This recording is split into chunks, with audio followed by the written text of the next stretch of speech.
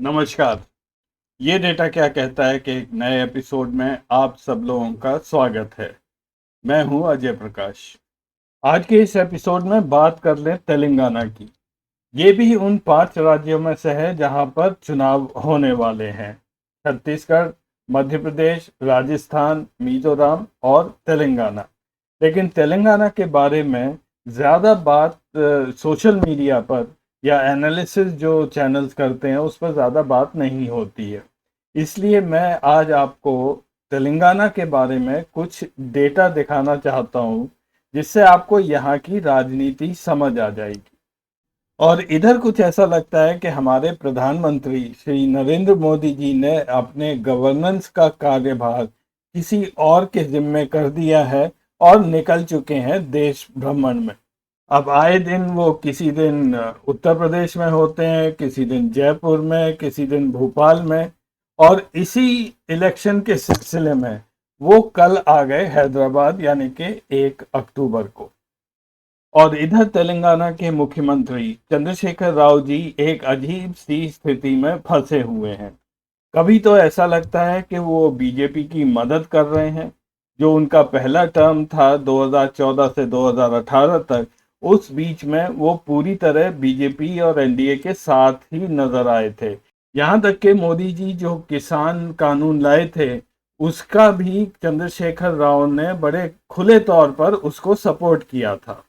केसीआर जी को शायद ये उम्मीद थी कि जो भी केंद्रीय सरकार ने प्रॉमिसेस की थी तेलंगाना और आंध्र प्रदेश बनने के टाइम, वो शायद मोदी जी पूरी कर देंगे और तेलंगाना को इससे फायदा होगा। लेकिन ऐसा कुछ भी नहीं हुआ। मोदी जी ने तेलंगाना की बिल्कुल मदद नहीं की। लेकिन जब भी इलेक्शन आता है, चुनाव आता है, तब मोदी जी एकदम से यहाँ पर आ जाते हैं और बड़े बड़ी प्रॉमिसेस हमेशा की तरह वो देने लगते हैं। केसीआर का जब दूसरा टर्म शुरू हुआ 2018 में, जो अब खत्म होने जा रहा है 2023 में, उसमें ऐसा लगता है कि ये बीजेपी के खिलाफ हो गए हैं। लेकिन बीच बीच में कुछ ऐसा भी काम करते हैं जिससे फिर से लगने लगता है कि वो मोदी जी की सपोर्ट कर रहे हैं। बहरहाल जो भी हो, एक चीज में बड़े कंसिस्टेंट रहे हैं कि जब भी मोदी जी तेलंगाना आए हैं, केसीआर उनको ना तो रिसीव करते हैं, ना ही उनके कार्यक्रम में शामिल होते हैं। ऐसा ही कल जब मोदी जी आए 1 अक्टूबर को, तब भी केसीआर वहां नहीं गए और हमेशा की तरह मोदी जी के खिलाफ पूरे शहर में पोस्टर्स लग गए थे। विपक्षी राज्यों में मोदी जी को विकास की तभी याद आती है जब वहां पर चुनाव होने वाले होते हैं। कल यानी कि 1 अक्टूबर को जब वो हैदराबाद आए, तो तेलंगाना के लिए भी उन्होंने 13,500 करोड़ मूल्य की नई योजनाओं की घोषणा की। और जहां तक नए प्रोजेक्ट का उद्घाटन का सवाल है, मोदी जी ने एनएचएआई के कुछ छोटे मोटे प्रोजेक्ट्स का उद्घाटन किया और इसी तरह से रेलवे के भी कुछ छोटे मोटे प्रोजेक्ट जो चल रहे हैं इस राज्य में, उसका इनॉग्रेशन किया। और ये सब काम उन्होंने रिमोटली वीडियो कॉन्फ्रेंसिंग के द्वारा किया है। मैं आपको 2-3 ऐसे उद्घाटन दिखा रहा हूँ जो मोदी जी ने किए।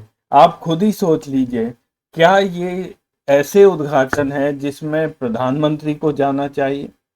देखिए ये लिस्ट। आगे बढ़ने से पहले हमेशा की तरह आप सबसे निवेदन है कि अगर आपको हमारा कार्यक्रम अच्छा लगता है तो चैनल को सब्सक्राइब अवश्य करें। अपने दोस्तों के साथ ये एपिसोड शेयर करें और लाइक करें। धन्यवाद। साउथ सेंट्रल रेलवे की एक नई गाड़ी का फ्लैग ऑफ मोदी जी ने किया।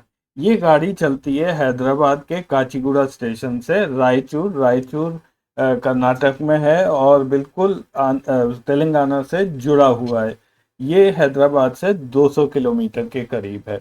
तो ये गाड़ी जब रायचूर पहुंचने ही वाली थी, उससे पहले एक स्टेशन आता है कृष्णा। कृष्णा बॉर्डर पर है और वहां से मोदी जी ने इसको फ्लैग ऑफ किया अगले करीब 25-26 किलोमीटर के लिए। इसके अलावा मोदी जी ने एक छोटी सी रेलवे लाइन का सेगमेंट 37 किलोमीटर लंबा, उसको नेशन को डेडिकेट किया। फिर हैदराबाद सेंट्रल यूनिवर्सिटी में 5 नई बिल्डिंग्स बनी थी। उसका उन्होंने इनॉग्रेशन किया, जिसमें एक लेक्चर हॉल कॉम्प्लेक्स भी शामिल है। अब ये आपको दिखाता है बीजेपी का डेस्परेशन तेलंगाना में। पिछले 9 साल में केंद्रीय सरकार की तरफ से कोई भी ऐसा प्रोजेक्ट नहीं बनाया गया जो कि इतना बड़ा हो कि प्राइम मिनिस्टर आके उसको सही तरह इनॉग्रेट कर पाए। अब अगले सेक्शन में मैं बात करूंगा के चंद्रशेखर राव की या केसीआर की। कुछ ही महीने पहले तक उनकी पार्टी बीआरएस तेलंगाना में काफी मजबूत स्थिति में बनी हुई थी, लेकिन अब उनकी मुश्किलें क्यों बढ़ती जा रही हैं, इस बारे में बात करेंगे। और उधर कांग्रेस भी बीआरएस की कीमत पर अपने को तेलंगाना में मजबूत करती जा रही है। Congress is consolidating itself at the cost of the BRS. Telangana assembly में पार्टी की पोजीशन थोड़ा सा समझ लीजिए। 2014 में असेंबली के चुनाव में उस समय टीआरएस होती थी, उसकी 63 सीट आई, 63, बीजेपी की 5, कांग्रेस की 21, एआईएमआईएम 7 और टीडीपी की 15 सीट, अन्य सभी दलों को और निर्दलीय 8। टोटल सीट्स तेलंगाना में 119 है। जब 2018 का इलेक्शन हुआ तो उस समय टीआरएस की भारी विजय हुई, 47% का वोट शेयर मिला। बीजेपी को केवल 1 सीट मिली, कांग्रेस भी घटकर 19 पर, एआईएम ने अपनी 7 सीट्स मेंटेन की, टीडीपी ऑलमोस्ट खत्म हो गई उस समय। आज असेंबली में स्थिति यह है कि बीआरएस के पास 101 सीट्स हैं, बीजेपी के पास 3 है, कुछ बाई इलेक्शन जीत गए थे, कांग्रेस घटकर 5 पर आ गई है। जितने भी कांग्रेसी थे वो ज्यादातर बीआरएस में डिफेक्ट कर गए थे। और केसीआर के लिए चौंकाने वाली बात यह है कि पिछले 2 ओपिनियन पोल्स, एक जून में हुआ था और एक अभी हाल में सितंबर में, उसमें जो बीआरएस के आंकड़े हैं उनमें बहुत ही ज्यादा फर्क आ रहा है। जून का जो ओपिनियन पोल आया था उसमें बीआरएस को बहुत ही कंफर्टेबल मेजॉरिटी मिल रही थी, 83 सीट्स दिखाई थी। कांग्रेस को केवल 7, बीजेपी को 21, एआईएमआईएम का जो यूजुअल 7 सीट्स थी। तो ये ओपिनियन पोल दिखाता है कि तेलंगाना में एक हंग असेंबली का वर्डिक्ट आने वाला है, यानी कि चंद्रशेखर राव अपने बलबूते पर सरकार नहीं बना पाएंगे, लेकिन लार्जेस्ट ग्रुप के तौर पर वो जरूर आएंगे जीतकर। तो वो सरकार केवल या तो बीजेपी की सपोर्ट से या कांग्रेस की सपोर्ट से ही बना सकते हैं। तो ये एक उनके लिए बहुत बड़ी चुनौती है, एक बहुत बड़ी मुश्किल है। केसीआर के लिए तो ये उस तरह की बात है कि एक तरफ गहरी खाई है और दूसरी तरफ ऊंचा पहाड़, दोनों तरफ से मुश्किल उनके लिए आने वाली है। अगर वो बीजेपी के साथ जाते हैं तो निश्चय ही ये बीआरएस के अंत की शुरुआत हो जाएगी। आप ट्रैक रिकॉर्ड बीजेपी का देख लीजिए। और अगर वो कांग्रेस के साथ जाते हैं और इंडिया गठबंधन में आ जाते हैं तो जरूर ही उनको फायदा होगा और उनकी सरकार चलाने में उन्हें आसानी रहेगी।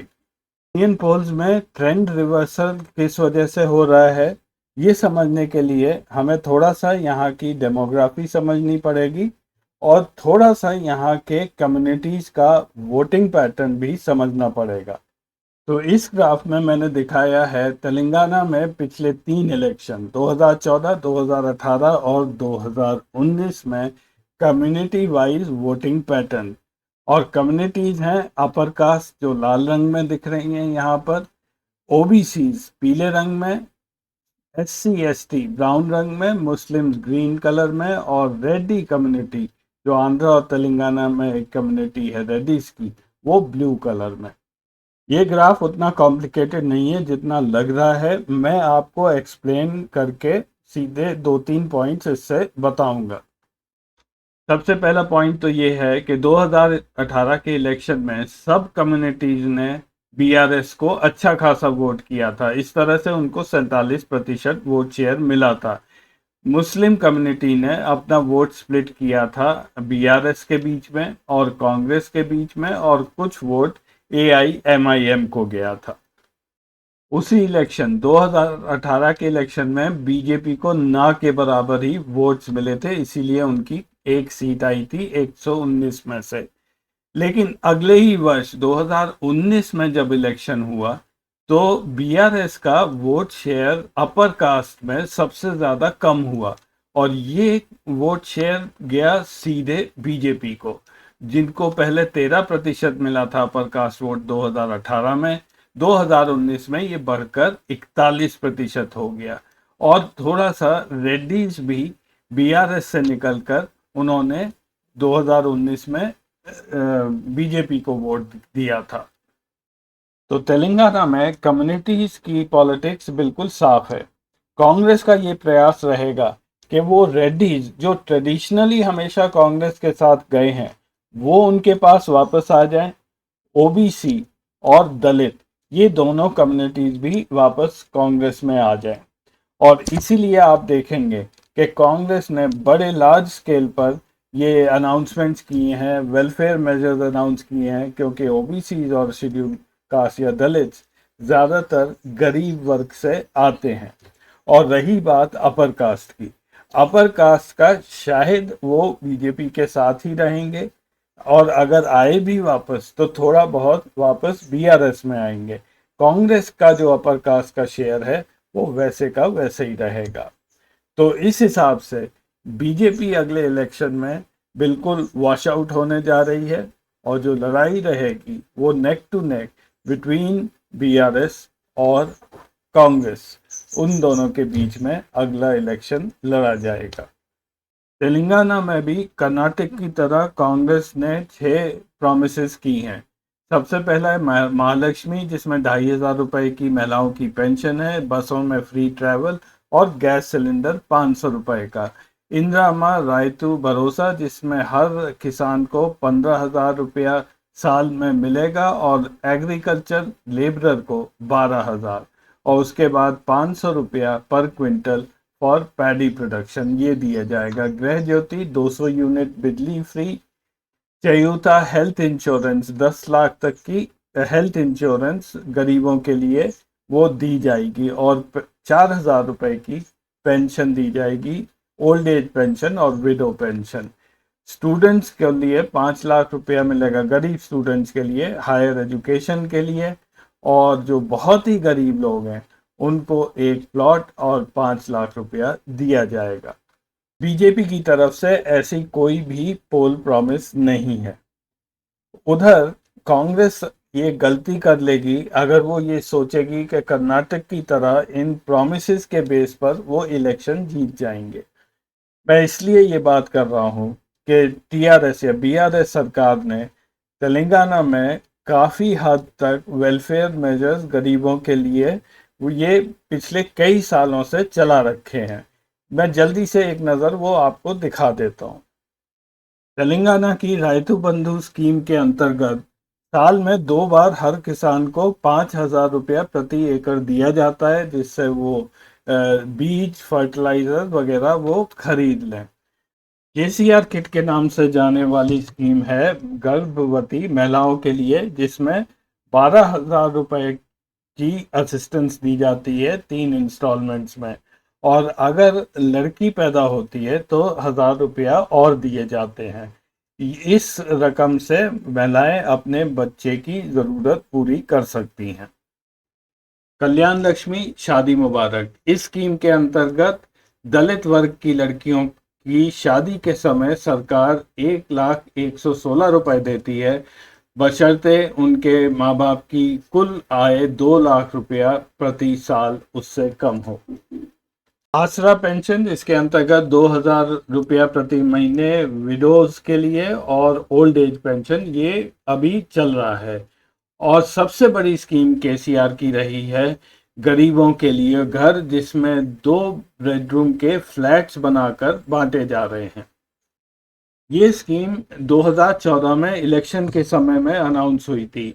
5,72,000 2 बेडरूम के फ्लैट्स बना के उन्हें गरीबों के बीच में बांटा जाना था, और जिसमें से 2 लाख फ्लैट्स हैदराबाद शहर के अंदर थे। केसीआर की यही स्कीम, इस पर काफ़ी डिले हो गए हैं और इसी पर विपक्ष भी निशाना साधे हुए है, थोड़ी बहुत कंट्रोवर्सी भी आई हुई है।